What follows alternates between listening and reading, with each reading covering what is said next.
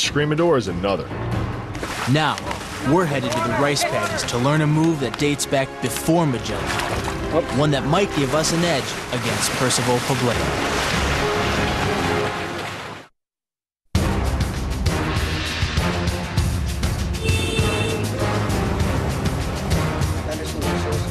The Spanish fleets that followed Magellan brought with them Catholicism. But the Philippines have always been a melting pot of Asian religions too. Which is why one of the main monuments of Cebu City is this Taoist temple. Built to commemorate the teachings of legendary Chinese philosopher Lao Tzu. It's also where we're going to learn a combination attack from Eskrima Grandmaster Joe Borsis. He makes it look so smooth. That looks incredibly painful. It's basically using his momentum and his joints against him every time. Behind the head, tosses him. That's sweet. I like throwing people with sticks.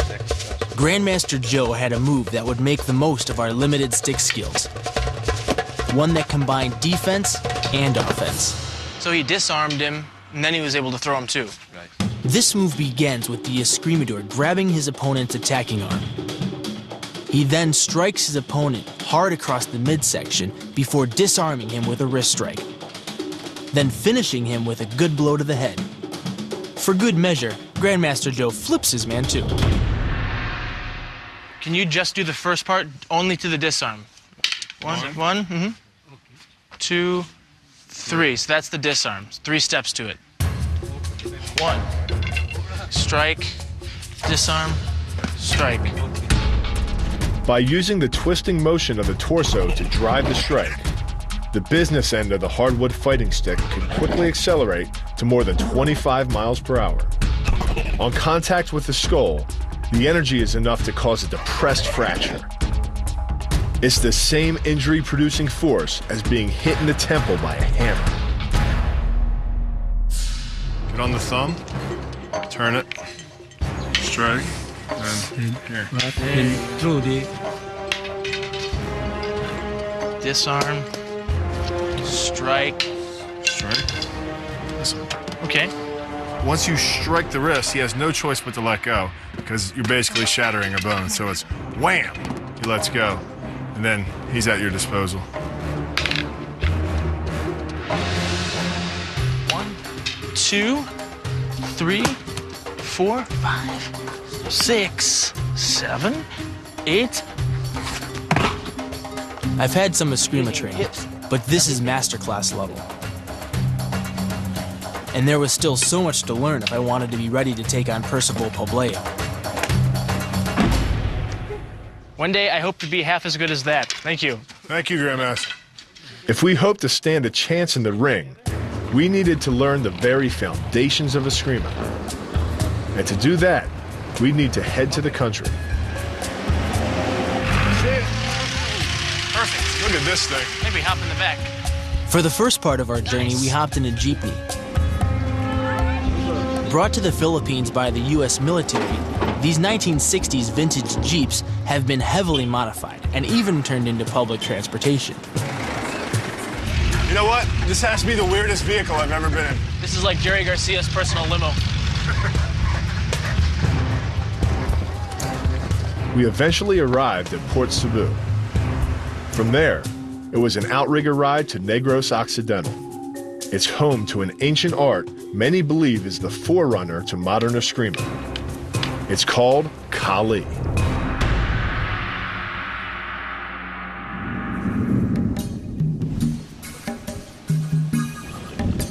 At a farm near the base of the Manalaga Mountains, we met up with Leo Gahe. Hi, I'm Bill, Grand Tuhan. Known to his students as Grand Tuhan, Leo is the world's leading practitioner of Kali.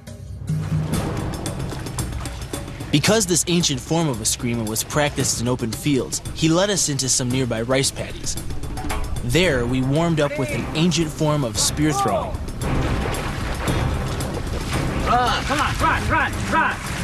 Developed centuries ago by local boar hunters, this is a wicked test of both balance and endurance. Go back, come on, go back. Woo! Hang on, head start, that's a head start. Keep running, Bill. Back, back, back, Run! Run! Every time you put your leg in the mud, pull it back out, you feel that weight. It's kind of like pulling a sled out on the football field. Resistance training. It's really hard work, but it's a lot of fun too. Next, Grand Tuhan had us work on our upper bodies by striking at the water. Go! Get up! Hit it hard! First with our bamboo spears. Hard! Hit it hard! Come on! Come on! Hit it hard! Go! Hit hard! Then with bastons. I can see where Kali came from. 100 years ago, chasing your enemy through a rice paddy, smashing his head in with a stick. I mean, it's a direct relation to Eskrima. Yeah, and talk about footwork. If your footwork is good when you're in 8 inches of mud, you can maneuver some footwork when you're on land.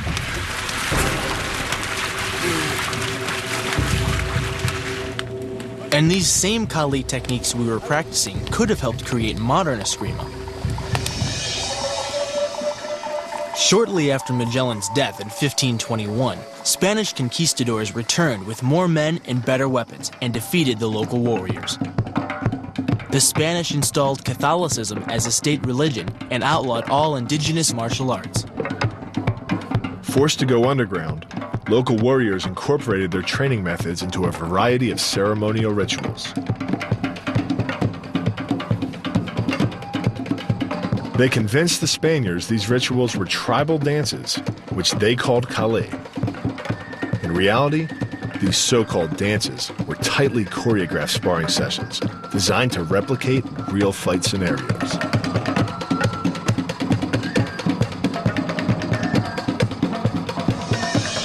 When the Spanish caught on, the Kali masters took their training out of the towns and into the rice paddies. But they didn't just take on mud. They even began battling the local livestock, which led to one of the most dangerous forms of training in all of martial arts.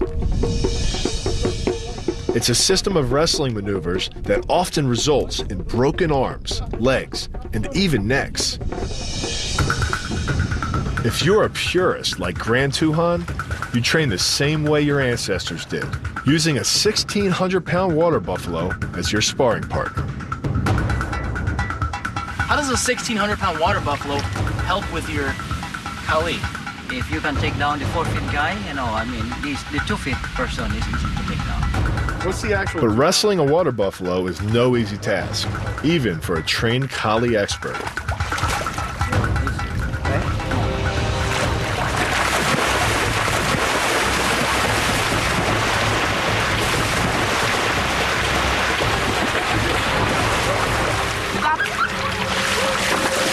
That didn't work. Water buffalo 1, Filipino guy 0. While the techniques aren't enough to take down this water buffalo, they're more than enough to take down a man. What was that move where you were holding his head down? Especially if you're going to use a simple but deadly move called Baliag Pamali.